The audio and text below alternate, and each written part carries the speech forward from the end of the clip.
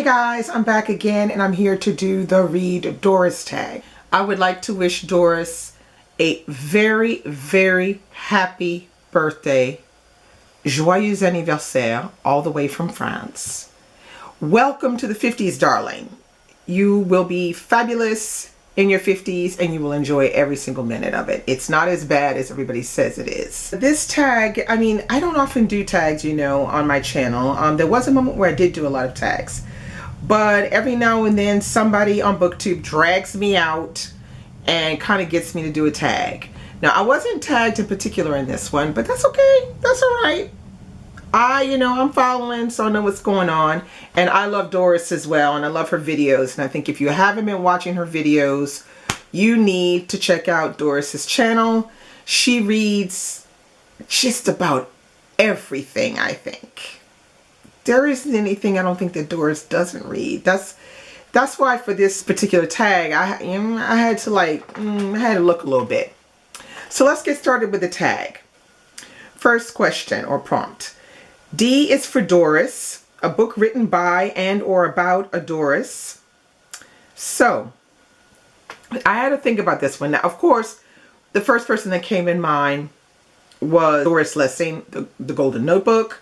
Like, who doesn't have that book on their TBR list if they haven't already read it? It's still on mine. It's big whopping 670 something pages. So I don't know. I'm going to try to get to it eventually, but it probably won't be this year. But then I looked through my TBR list and who did I find? Yes, I did find someone whose first name is Doris, and it's Doris Davenport. Okay, Doris Davenport is an African-American poet. And the book that I'm most curious about, okay, it's a collection of poems. It's called Madness Like Morning. And it's sort of like linked poems about African Americans living in an Appalachian community in northern Georgia. And yeah, so that one is one that is on my TBR that speaks to my heart. And who knows, maybe Doris, you might want to check it out as well. Next prompt. O is for outside your comfort zone. A book you've read or want to read that was well outside your comfort zone. You guys know what's well outside my comfort zone is this right here. This is Sister Mine by Nalo Hopkinson. And this is I would say fantasy sci-fi. It's probably more fantasy than anything. And this one, I mean, you know, I won this one on the lovely OYNX Pages channel last year. I still haven't picked it up yet. Because I really have trouble with this whole sci-fi thing. But yeah, so this one is on my list to read this year, since I should have read it last year. But I will put here one that I did read last year that I kind of enjoyed, was Dawn by Octavia E. Butler. So Dawn is the first book in the trilogy called, I think it's called the Xenogenesis trilogy, or other known as Lilith's Brood. Oof. That first book right there, Dawn, excellent. Go check it out, so good.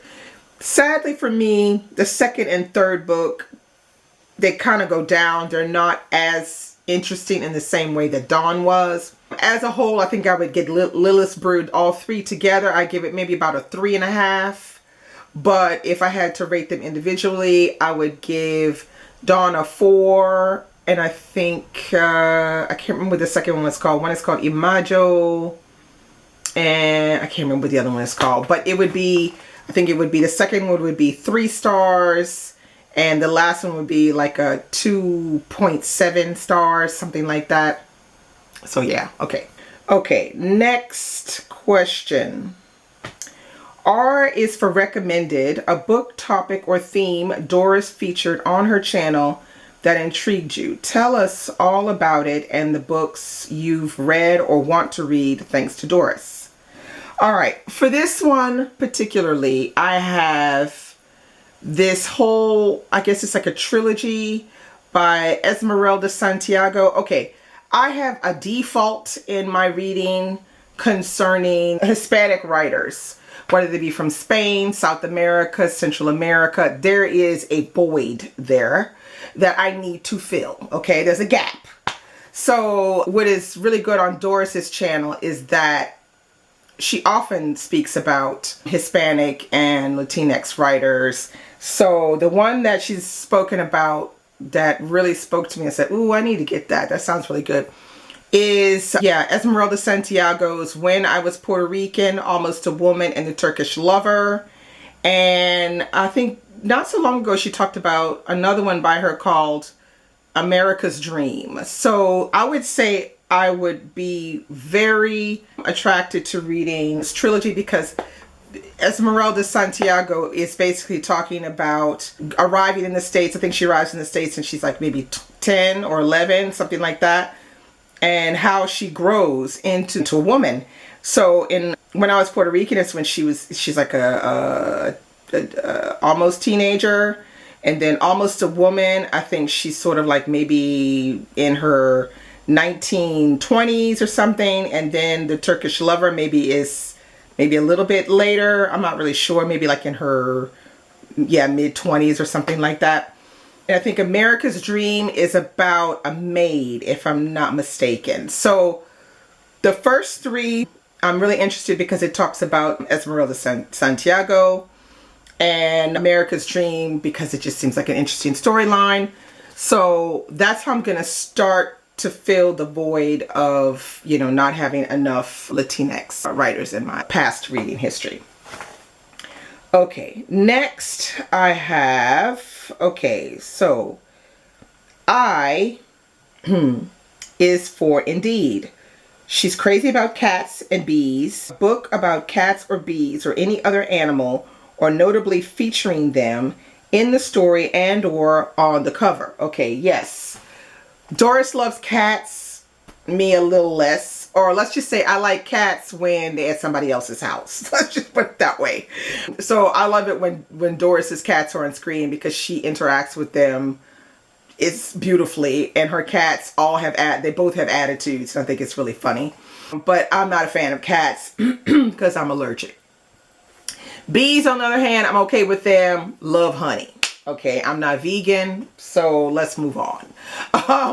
But I had to think about this one because the first one that came to mind was this one, which is The Bees by Laline Pohl, which I think everybody has heard someone cite or talk about for this particular tag. I like this one enough, although it doesn't really follow the way bees function in real life, but that's beside the point. It is pretty good though because it kind of has this, it gave me the feeling of the way I felt when I was reading The Handmaid's Tale. It's kind of dark in an interesting way. So yeah, check it out. The Bees is really not that bad. Next one, because I don't really have a lot with animals, but then I came upon this one, The Sport of Kings by C.E. Morgan.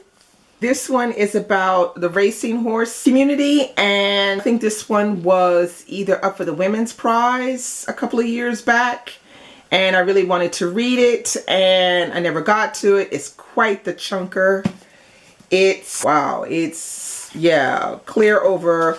It looks bigger than it really is. It's 545 pages, but it is a hardcover, so the pages are quite big, but it is, it has, I'm going to read you just a little bit of the cover so you can see what it's like. Hellsmith, an indomitable thoroughbred filly, runs for the glory of the Forge family, one of Kentucky's oldest and most powerful dynasties. Henry Forge has partnered with his daughter Henrietta in an endeavor of raw obsession to breed a champion.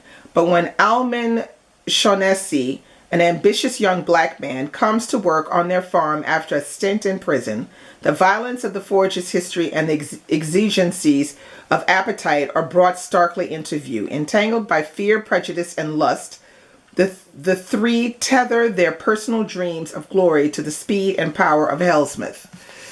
Okay, so you can see there's a dynamic there that could be interesting.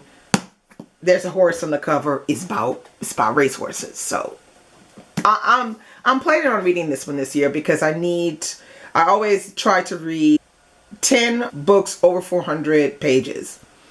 So yeah, so this is hopefully going to be one of the ones that I pick up. Okay, last but not least, S is for Skyrocket. A book you think Doris might like and that you want her to read. Let's get that Tower of Doom up into the stratosphere. Okay, now, if you watch Doris's channel, you'll know that she has this Tower of Doom, which is like her just ongoing TBR that she has. And yeah, Gabriel has to come usually out and help her rip one of those books out of the bottom, because it's never the ones at the top that she wants. It's always the ones down at the bottom. So Gabriel will have to lift, and then she'll yank, or she'll lift and he'll yank, and you know, we're just sitting here going, oh, clutching our pearls, like is this whole Tower of Doom gonna fall situation. So I started thinking, like, I wanted to, you know, get something that she hasn't read, but Doris has read practically every damn book. I was looking at my shelves, I was like, she's read that, she's read that, she's read that. So I started looking a bit more, and I think I found one that she hasn't read. Now, I know Doris, I know she likes, you know, books with animals or cats and, you know, nature, but I know she likes nonfiction, and I think I may have found a nonfiction that Doris hasn't read yet. And it's called Forgotten, The Untold Story of D-Day's Black Heroes at Home and at War. Okay, now this is a book that I picked up a couple of years ago because the author, her name is Linda Hervieux. She is a Franco-American. Her husband is French, so she has French nationality. And she came to talk about her book at the American Library in Paris. So I went to see her speak, and I picked up the book. I read it before going to the thing, and I found it just fascinating. Okay, so this is a black platoon, and they were flying those balloons on the Normandy beaches, and these balloons were used to deter the German planes from shooting down onto the beach and stuff. So it kind of like protects the soldiers. And there was one platoon, it was a fully black platoon that was doing that. And they are practically lost from history. Like, nobody really knew about them. So Linda Hervieux goes on research trying to find out about this platoon with a lot of resistance from the army, not wanting her to talk about them. And it's just a really good read because it just fills a historical gap. You see these men at home trying to make life the best they can under Jim Crow, and then how they go off to war in World War II, and they get trained to do this balloon flying thing. And it's just a really good book. And so Doris, you need to pick this up. Girl, it's good. You would really like it. Everybody should pick it up. It's just a very interesting read. And like I said, it fills a void of, you know, a historical moment that I hadn't heard about. So I found it fascinating to read. I thought it was very good. So that's all I have for you today. Doris, have a continued excellent week and month, birthday month, because yeah, you're 50, girl. Celebrate the whole damn month, okay? Bye.